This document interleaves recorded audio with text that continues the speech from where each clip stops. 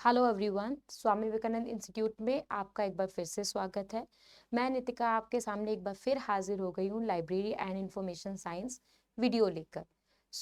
Reading comprehension वाली series के अंदर आज जो हम है वो एक और पैसेज को डिस्कस करेंगे सो दैट पैसेज रिलेटेड कोई भी इश्यूज अगर किसी यूज़र या किसी स्टूडेंट को आ रहे हैं तो वो उनके इश्यूज रिजॉल्व हो जाए और उनको पता रह जाए कि किस तरीके से उनको अटेम्प्ट करने हैं आने वाले पेपर में आने वाले पैसेजेस।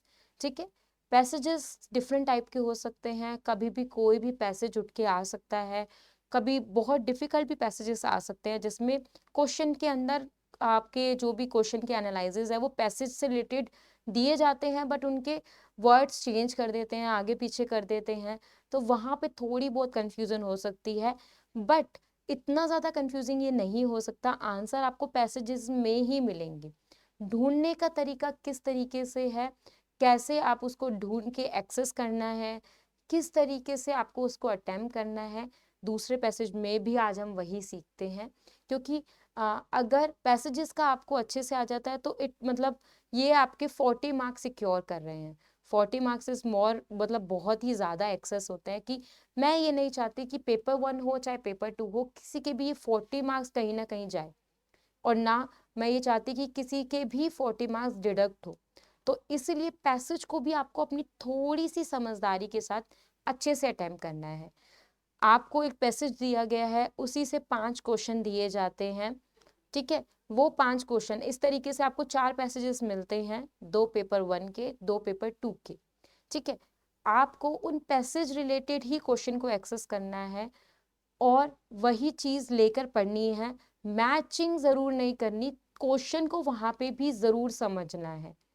कभी काफी बच्चे होते हैं पैसेज को छोड़ देते हैं और सिर्फ क्वेश्चन पे जाकर उसको पढ़ते हैं और मैच करने लग जाते हैं कि कहाँ ये बिल्कुल सेम सेम मिलेगा।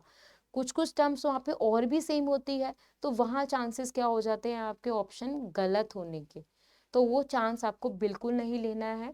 जैसे कि हमने पहले पार्ट में देखा कि सबसे पहले हमें क्या करना है, पूरे पैराग्राफ को रीड आउट करना है। Yes, it will take few minutes. ठीक है, बट उससे क्या हो जाता है, आपको थोड़ा सा पता चल जाता है कि हाँ ये पैराग्राफ किस चीज के ऊपर है, और कहीं ना कहीं आपके एक दो टिप माइंड में क्लिक भी कर जाते हैं कि हाँ ये टॉपिक मैंने देखा, ये यहाँ था, ये वहाँ था। उसके बाद जब आप क्वेश्चन पे जाते हो तो वो थोड़ा सा इजी हो जाता है अटेम्प्ट करने के लिए। ठीक है, आइए शुरू करते हैं हमारा पैसेज अगेन। ठीक है, ये भी मैंने आपको एक प्रीवियस ईयर पेपर में आया हुआ पैसेज है वही लिया है। ठीक है, सबसे पहले रीड करते हैं इस पैसेज को। The existing of academic libraries during a medieval period of Indian history is not known. Through the Muslim rulers did patronize libraries in their own places. A lone exception, however, was a library attached to a college at Bidar, having a collection of 3,000 books on different subjects. Aurangzeb got his library transferred to Delhi to merge it with his palace library. College libraries are the forerunners of a modern university library.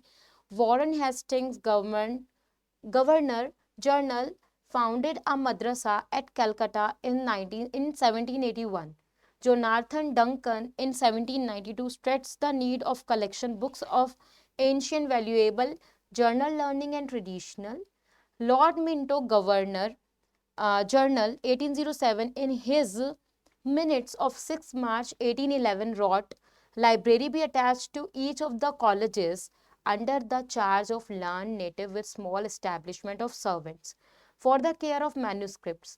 Perhaps this would be the first statements on record concerning library in a academic setup in India. Lord Auckland, Governor General of Indian, further outlined the library policy in his minutes of the 24th November. Make the greatest use of college library, which are now attached to many of our institutions. Library collections of the colleges through started growing by 1882. Some of them cross 1,000 marks. तो थोड़ा बहुत paragraph समझ के मुझे तो ये पता चल गया है कि data related to history, library उस टाइम पे कैसी थी, हिस्ट्री क्या है उसकी भारत के अंदर, इंडिया के अंदर, क्या क्या चीजें आई, और कुछ ईयर्स भी आपने इसमें देखे होंगे। तो यहाँ पे और चीज इजी हो जाती है, क्योंकि अगर क्वेश्चन में ईयर्स आ रहा है तो आपको पता है कि हाँ उस पर्टिकुलर ईयर की लाइन में ही आपका आंसर मिल जाएगा। तो ये आपके लिए एक तरह का इजी पैसेज में भी आ सकता है, बट क्वेश्चन को पढ़ने के बाद हमें अच्छे से पता चलेगा कि ये इजी है या थोड़ा सा डिफिकल्ट है। ठीक है, that passage is related to your history of libraries.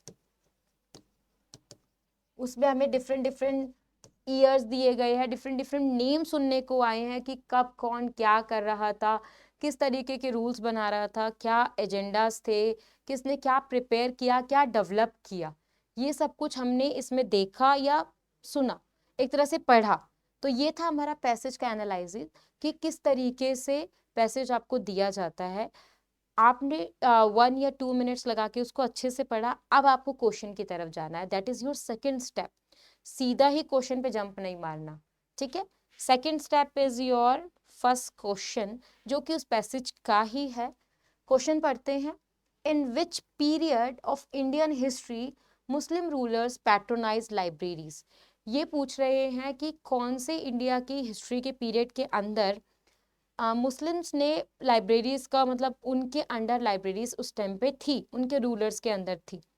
तो एंशियंट पीरियड उसका आंसर है, मेडिएवल पीरियड है, पोस्ट इंडस्ट्रियल पीरियड है, प्री इंडिपेंडेंस पीरियड है।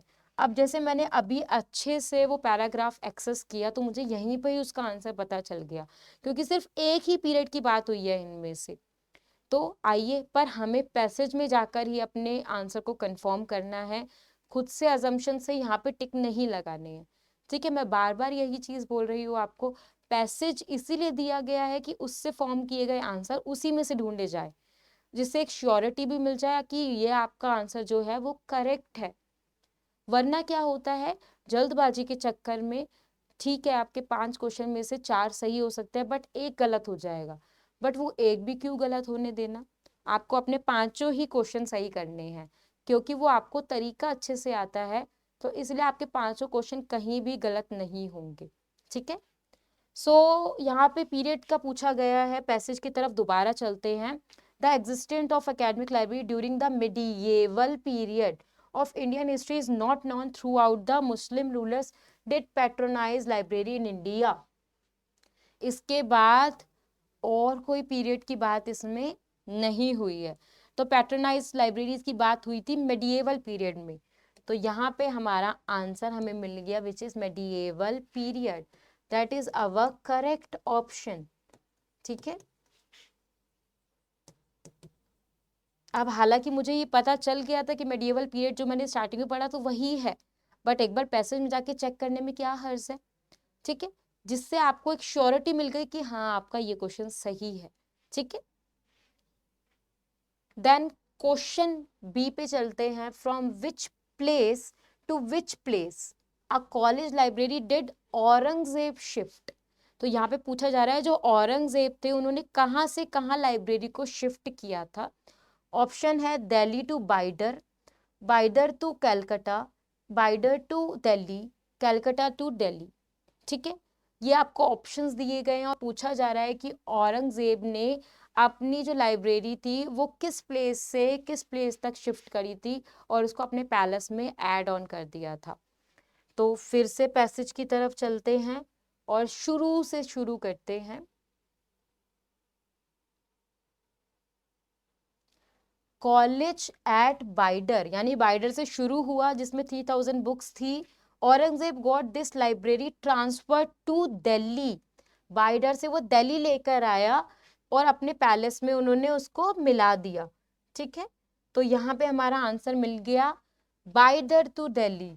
अब यहाँ पर तो दिल्ली टू बाइडर भी दे रखा था, अगर आगे पीछे के कंफ्यूजन होता और बच्चा दोबारा जाके पैसेज में नहीं एक्सेस करेगा तो वो तो सोचेगा कि हाँ दिल्ली भी आया था बाइदर भी आया था तो यही आंसर होगा। यहाँ पे क्या हो गया, थोड़ी सी कंफ्यूजन के चक्कर में आपके 2 मार्क्स चले गए, कट गए। तो ये नहीं होने देना है, करेक्ट आंसर जरूर फाइंड आउट करना है। So your correct option is Bidar to Delhi, जो कि औरंगजेब ने अपने पैलेस से मिलाया था। इस क्वेश्चंस के अंदर नाम आ रहे हैं, ईयर आ रहे हैं, उनको हमेशा ध्यान में रख के अपने क्वेश्चन को सर्च करना है। ठीक है, आगे बढ़ते हैं अपने थर्ड क्वेश्चन की तरफ। हु फाउंडेड मदरसा इन 1781। तो ये हमारा एक क्लू मिल गया हमें 1781। देन अगेन हम इस पे जाएंगे, यहाँ तक तो कोई ईयर नहीं आ रहा है तो हमारा आंसर नीचे होगा। College library are the most Warren Hasting, Warren Hasting governor general founded a madrasa in Calcutta in 1781। Clue हमें मिल गया। और वो क्या कह रहे हैं कि हाँ उन्होंने मद्रसा फाउंड किया था कलकत्ता में 1781 में। किसने? वॉरेन हेस्टिंग, जो कि गवर्नर जनरल थे, वॉरेन हेस्टिंग। यहाँ हमारे ऑप्शन क्या है? Aurangzeb, Jonathan Duncan, Lord Minto और वॉरेन हेस्टिंग्स। हमने जो फाइंड आउट किया कि 1781 में मद्रसा कलकत्ता में किसने फाइंड किया था, 1781 में यही एक वहां पे दे रखा था, जो कि है Warren Hastings. That is our correct option. Confusion कहाँ पे होती है? जहाँ पे मदरसा बहुत सारे दे रखे होते, बहुत सारे ईयर दे रखे होते, बट यहाँ पे हमें एक ही ईयर दे रखा है और मदरसा का भी एक ही लाइन दे रखा है, उसके बाद डिफरेंट और एस्पेक्ट्स दे रखे हैं। ठीक है, देन आते हैं अपने नेक्स्ट क्वेश्चन की तरफ। नेक्स्ट क्वेश्चन क्या है? Next question is who of the, यही है ना नेक्स्ट? हाँ जी। Who of the following wrote a minute suggesting establishment of library in each college? Her college में लाइब्रेरी होनी चाहिए, इस रिलेटेड मिनट्स किसने लिखे थे? वॉरेन हास्टिंग्स ने, लॉर्ड ऑकलैंड ने, लॉर्ड मिंटो ने, या जोनाथन डनकन ने? ठीक है, इसके बाद हम अपने पैसेज की तरफ दोबारा चलते हैं। Minutes related to college library. Okay, Jonathan Duncan in 1792 succeed the need of collect books and ancient valuable. Lord Beto, Governor, write in his minutes of the 6th March wrote library to be attached of each colleges. Library is attached to each colleges. ये चीज किसने लिखी अपने minutes में? Which is General Lord Minto. तो यहाँ पे हमारा आंसर मिल गया हमें लॉर्ड मिंटो। लॉर्ड मिंटो ने अपने मिनट्स में लिखा था कि लाइब्रेरी होनी चाहिए, स्टैब्लिश ईच कॉलेजेस के अंदर अटैच होनी चाहिए। ओके, इस तरीके से आपको फाइंड आउट करने हैं अपने answers. Okay, and the last question is who outline the library policy? Library policy किसने आउटलाइन की है? ओके,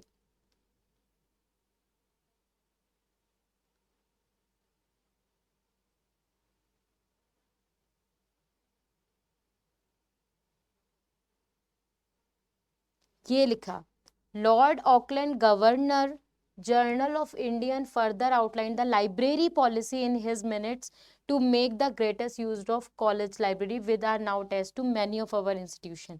तो लाइब्रेरी पॉलिसी यहीं पे फाइंड आउट किया गया है बाय लॉर्ड ऑकलैंड। तो हमारा आंसर हमें यहाँ पे मिल गया है Lord Auckland, Lord Minto, Jonathan Duncan और वॉरेन हेस्टिंग में से जो आंसर है दैट इज लॉर्ड ऑकलैंड, जो कि आपका करेक्ट ऑप्शन होगा।